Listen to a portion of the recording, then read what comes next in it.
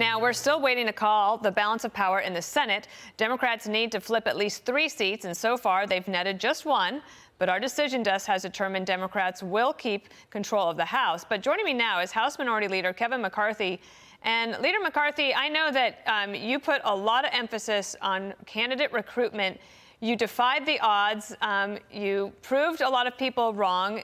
You were able to do a lot better with these House races, flipping many of those Democratic seats back to the Republican side. What was your strategy? Well, the strategy was go out and find out the very best candidates. You know, it was amazing, and you covered this, Dan, a lot of part, that we were able to expand the number of women who've ever run as Republicans. Yeah, let me put this up on the screen so that everybody can see. This is the these are the GOP women that were flipping the House seats in New Mexico, Minnesota, Florida, Iowa, and South Carolina. And down in Miami. And in Oklahoma City, and in California. We've won every part of this country. And you know what we're going to do? We're going to have more women Republicans in Congress in the history of Congress. We're going to double the size this next election. Every pundit said we would lose somewhere between 15 to 20 seats. The opposite happened. We're already ahead in we've won 7 seats by the AP, and we're ahead in 11 more. This is more diverse. You look at Carlos Gimenez.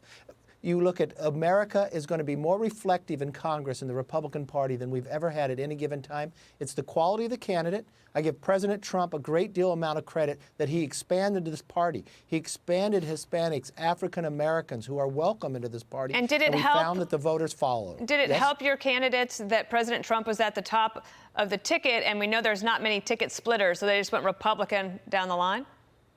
Well, listen to this. We lost the majority last time when President was not on the ticket. He was on the ticket this time, and we gained seats when everybody said we would lose seats. Now, will you be running again for Majority Leader? I'll be running for Majority Leader and running for Speaker because we're going to get rid of Nancy Pelosi once and for all. You're going to If we do not win it this time, we'll win it next time. Okay, got it. Let me also ask you this, because there's a lot of Americans, they're desperate for some help. Mitch McConnell today over on the Republican Senate side, he said that he does think that a stimulus bill is needed before the end of the year. Do you agree, and do you think you can get to an agreement?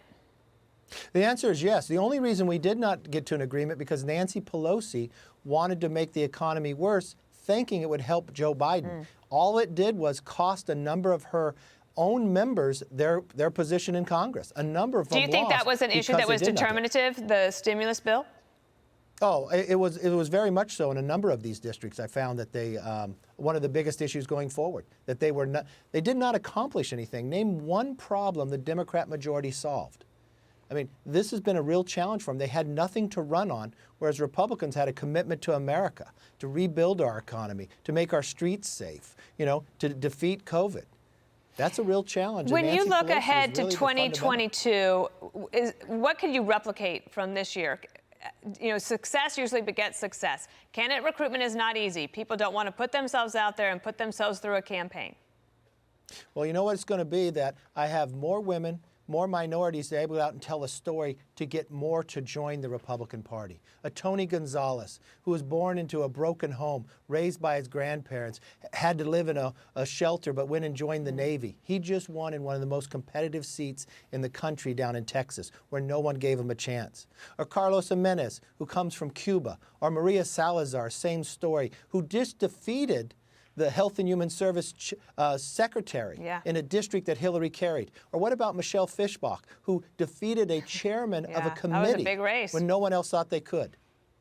Yeah, that was a really big race. Let me also ask you, if you have, since I have you, sure. Arizona, the Trump campaign is saying that they believe that if every vote is counted, they'll be able to win it. That race has been called both by Fox News and the AP.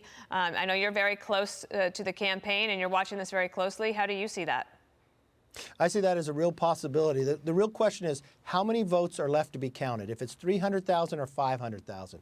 If it ends up to being 500,000, President Trump will carry Arizona. And what I'm seeing even in our own races there, that there's one race we're behind in, that we will go ahead and we will carry that seat as well. If President Trump carries Arizona, and I believe he will be able to carry Pennsylvania, because I don't believe that's as many votes still left to count inside Philadelphia.